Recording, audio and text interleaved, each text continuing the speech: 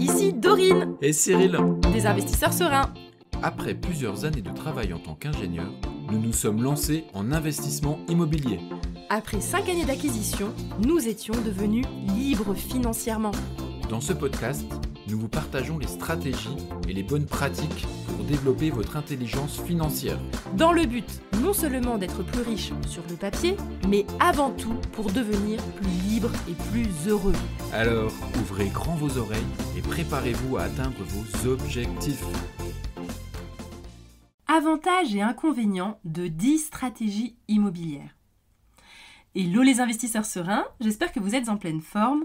Aujourd'hui, je vais vous partager un petit peu de façon spontanée mon avis sur 10 stratégies immobilières qui existent, que j'entends parler régulièrement autour de moi.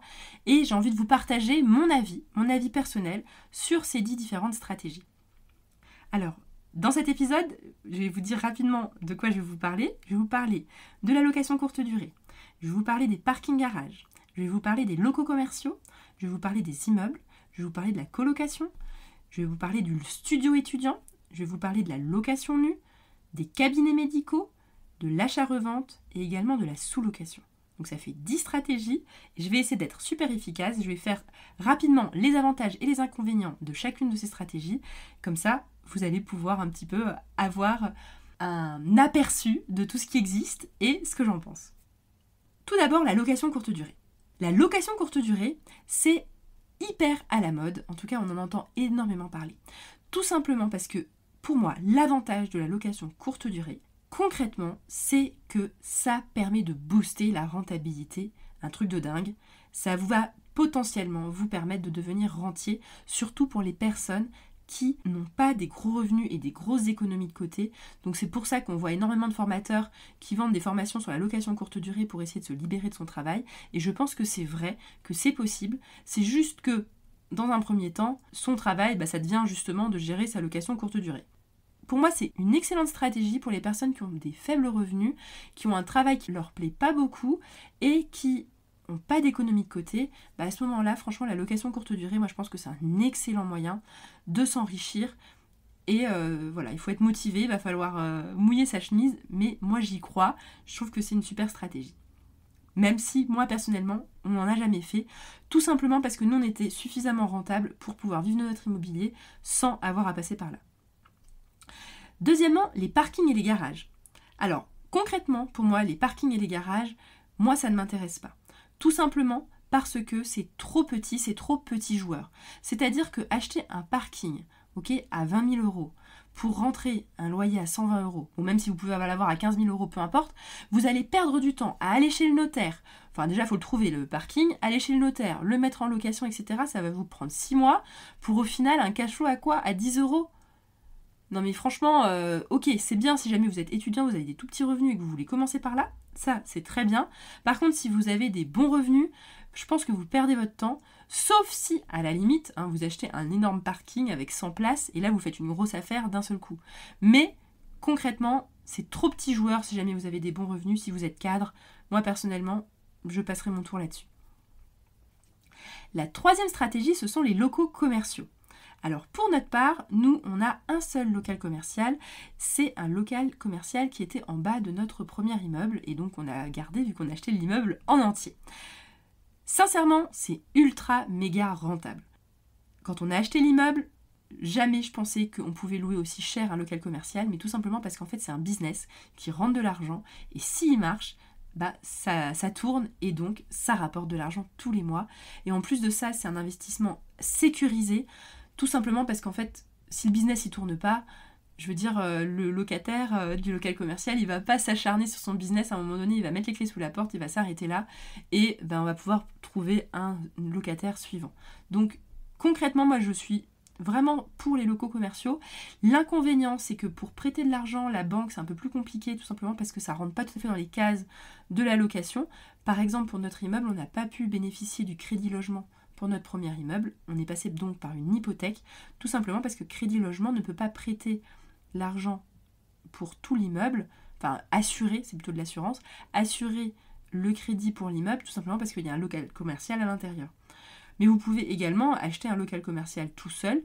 Moi, ce que je pense, c'est que c'est un marché qui est sous-utilisé, en tout cas qui intéresse peu de monde et qui pourtant peut être très rentable. Donc moi, je suis assez favorable également aux locaux commerciaux. Quatrièmement, les immeubles. Alors oui, les immeubles, étant donné que c'est notre dada avec Cyril, évidemment, moi je suis pour les immeubles, tout simplement parce que je pense que quand vous avez un certain revenu, si jamais vous êtes cadre, que vous gagnez plus de 5 000 € par mois, plus de 6 000 € par mois à deux, franchement, c'est la stratégie en or, tout simplement parce que vous écartez plein de personnes sur le marché et vous allez pouvoir grossir beaucoup plus vite, beaucoup plus fort. Ça fait peur. D'ailleurs, il y a 2 épisodes sur le sujet qui parlent de l'immeuble. Ils sont tout près de cet épisode, je ne sais pas encore le numéro parce qu'ils ne sont pas publiés, mais allez écouter les épisodes sur les immeubles pour vous débloquer votre mindset. Moi, je vous jure que les immeubles, c'est super intéressant. La 5e stratégie dont j'ai envie de vous parler, c'est la colocation. Alors franchement, la colocation, moi j'adore. Tout simplement parce que c'est de la longue durée, donc ça ne demande pas le travail de la location courte durée.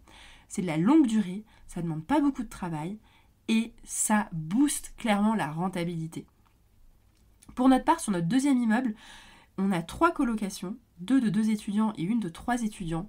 Et ce sont les colocations qui nous ont permis d'atteindre ce fameux 10% de rentabilité sur cet immeuble. Ça demande peu de travail, il faut juste bien meubler au départ, bien réfléchir. D'ailleurs, l'épisode 40 et l'épisode 41 parlent justement de cette stratégie de la colocation. Je vous invite à aller les écouter si jamais vous êtes intéressé par faire une colocation. Donc moi, mon avis sur les colocations, c'est extrêmement favorable. La 6e stratégie dont j'ai envie de vous parler, c'est le studio étudiant. Alors clairement, nous dans nos immeubles, à 60%, c'est du studio étudiant. C'est du studio étudiant tout simplement parce que ça marche très bien. Nous, on est à mi-chemin entre un centre-ville et une université, donc la demande elle est toujours là.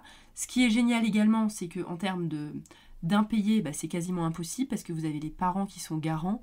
Franchement, un parent qui ne paye pas le loyer de son étudiant, ce serait vraiment horrible. Donc non, ça n'arrive pas. Le parent, il est trop fier pour ne pas payer le loyer de son étudiant, de son enfant étudiant. Donc concrètement, c'est, je pense, quelque chose d'assez sûr. Surtout si vous faites quelque chose de qualité, vous allez attirer des étudiants qui viennent de bonnes familles, qui vont prendre soin de votre appartement. Alors bon, c'est pas toujours le cas, mais en tout cas, ça augmente vos chances de trouver de bons étudiants. Donc faites quelque chose de propre, de haut de gamme, de meublé, et vous allez pouvoir être en LMNP, et ça, je trouve que c'est une excellente idée.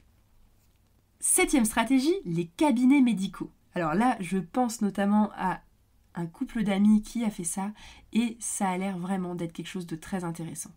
Eux, ils ont fait ça carrément dans le centre de Paris et ils ont réussi à faire une excellente rentabilité dans le centre de Paris. Donc je vous laisse imaginer un cabinet médical dans un autre endroit. Alors concrètement, qu'est-ce que c'est un cabinet médical ?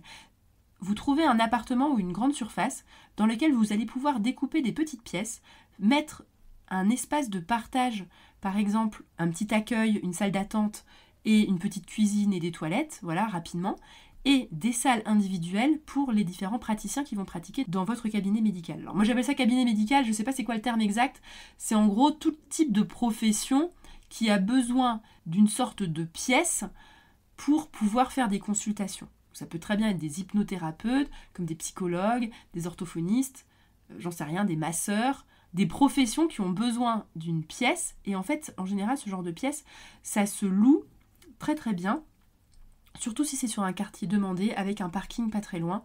Donc moi, ce que je vous recommande, c'est que si jamais vous êtes dans ce milieu-là, dans le milieu du médical, moi je trouve ça super intéressant. Il me semble qu'il y a quelques contraintes administratives, alors je vais peut-être pouvoir interviewer ces amis qui l'ont fait pour qu'ils nous en parlent un peu plus, mais moi je suis pour, si jamais vous pouvez le faire. Je suis pas très bien renseignée parce que pour ma part je l'ai pas fait, mais si jamais c'est quelque chose qui vous trotte dans la tête, que vous êtes dans le milieu médical ou que vous êtes sur ce type de profession, envisagez d'acheter un appartement assez grand ou un local commercial assez grand pour y faire des box, j'appelle ça des box, mais des pièces pour les consultations de vos collègues.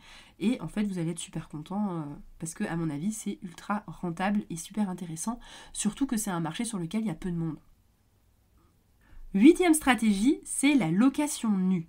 La location nue, c'est le truc de tout le monde. Alors franchement, moi, ce que je pense de la location nue, c'est que c'est pas le truc le plus rentable. Franchement, je connais pas d'investisseur qui fait de la location nue, mais je pense quand même, attention, que ça peut être intéressant Déjà, si jamais vous faites en location nue, vous êtes obligé de faire une SCI à l'IS. Tout simplement, parce que si jamais vous êtes en location nue, normalement vous êtes en revenu foncier. Le revenu foncier, c'est rarement une bonne idée en termes de fiscalité, ou vous pouvez également être en SCI à l'IR, mais ces deux régimes fiscaux sont en général pas intéressants. Il faut préférer, si vous êtes en nom propre, de faire du meublé pour être en LMNP ou en LMP. Et si jamais vous voulez faire de la location nue, et bien à ce moment-là, je vous recommande fortement une SCI à l'IS. Bon, ça, c'est des recommandations un peu en l'air, dans le sens où je ne connais pas vos dossiers. Il faut réfléchir plus longtemps que ça sur la fiscalité, mais je vous donne, entre guillemets, les grandes lignes pour que vous ayez un ordre d'idée. Donc la location nue, moi, ce que je recommande, c'est de faire ça en SCI à l'IS.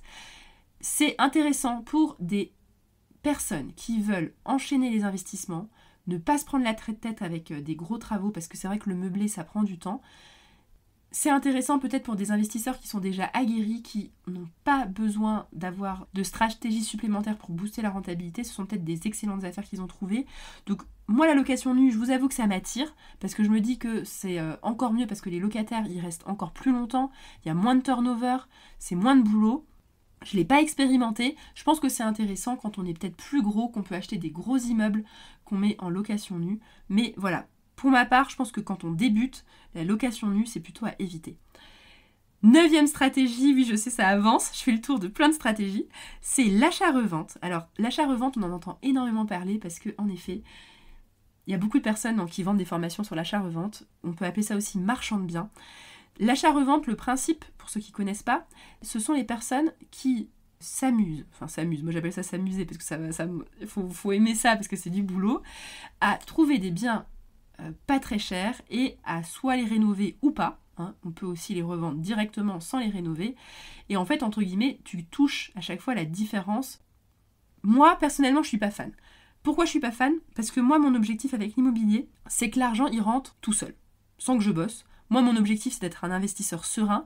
Donc moi, ce que j'adore avec nos immeubles et nos investissements qu'on a fait, c'est tout simplement que une fois qu'on a fait l'effort pendant 1 an de faire les travaux, de mettre en place le gestionnaire qui gère les entrées, les sorties, les locataires, etc., et bien en fait, on s'enrichit de façon automatique, tout seul. C'est ça qui est génial quand on fait justement les autres types d'investissements. Alors qu'en achat-revente, en fait, une fois que tu as fait ton achat et ta revente, ok, tu as touché peut-être une com de 50 000 € si jamais tu as été bon. C'est génial, hein, tu peux en vivre, hein, ça, il n'y a aucun souci. Mais par contre, concrètement, tu es bon pour recommencer, quoi, parce que t'as pas le fameux effet de levier de la banque avec le truc qui se rembourse tout seul, qui est automatique. En fait, c'est vraiment un job. Moi, je vois ça comme un métier. On peut aimer ce métier. Je pense également que ça peut être super intéressant pour des personnes qui ont un travail qui rapporte peu d'argent, de justement devenir marchand de biens et de faire de l'achat-revente, tout simplement parce que ça va leur permettre de booster leurs revenus. Donc oui, c'est super intéressant pour ce type de profil. Pour un cadre qui gagne bien sa vie, franchement, vous allez perdre votre temps, c'est pas intéressant. Et pour finir, la 10e stratégie dont j'ai envie de vous parler, c'est la sous-location, parce que j'ai également vu des personnes qui vendent des formations sur la sous-location. Alors, la sous-location, c'est de prendre en location un appartement. Par exemple, vous louez un appartement à 500 € par mois. Et vous, ce que vous faites, c'est vous demandez l'autorisation au propriétaire. Est-ce que je peux le sous-louer ? Ça ne vous dérange pas que je le sous-loue ?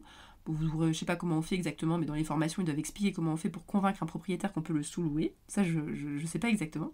D'ailleurs, on a eu des personnes dans notre immeuble qui nous ont demandé de sous-louer notre appartement, mais du coup, nous, on a dit non parce qu'on n'avait pas envie, on ne connaissait pas trop la personne, donc on n'avait pas trop envie de prendre ce risque-là. Mais du coup, vous louez un appartement pas trop cher, à 500 € par exemple, et vous réussissez à faire de la location courte durée dedans et à rentrer 1 000 € par mois de location courte durée. Donc, la différence de prix, évidemment, il faut enlever les charges et tous les efforts de travail, vous allez pouvoir vous générer du cash flow grâce à ça. Donc, pour moi, pareil que la précédente, il n'y a pas le fameux effet de levier de la banque, donc moi je trouve ça trop dommage. Si vous avez une capacité d'endettement, c'est pas une bonne idée de faire de la sous-location. Mais si jamais vous n'avez pas de capacité d'endettement et que vous voulez augmenter vos revenus et que vous avez déjà des revenus qui ne sont pas très élevés et que vous préférez passer du temps à faire de la location courte durée en louant un appartement que vous mettez donc vous en location courte durée, ça vous préférez ça par rapport au travail que vous faites qui ne vous rapporte que peut-être peu d'argent, et à ce moment-là, c'est une excellente idée pour vous de faire de la sous-location. Voilà, j'ai passé en revue 10 stratégies immobilières. J'espère que ça vous a donné un aperçu assez rapide, c'était peut-être un petit peu dense, sur toutes les stratégies qui existent pour que vous puissiez orienter votre réflexion. Je vous souhaite à tous une excellente journée et à bientôt! Et voilà, l'épisode du jour est terminé. Mais avant de finir, pense à t'abonner au podcast pour ne rater aucun épisode. Parce que nous sommes ici toutes les semaines, sans faute, pour t'apprendre non seulement à devenir plus riche sur le papier, mais surtout pour augmenter ta liberté. Et par la même occasion, je vous encourage vivement à y ajouter une note de 5 étoiles, parce que ça nous fait plaisir de savoir que le contenu vous motive et vous booste. On se retrouve la semaine prochaine pour développer votre intelligence financière. Merci beaucoup à tous et à bientôt! Ciao, ciao!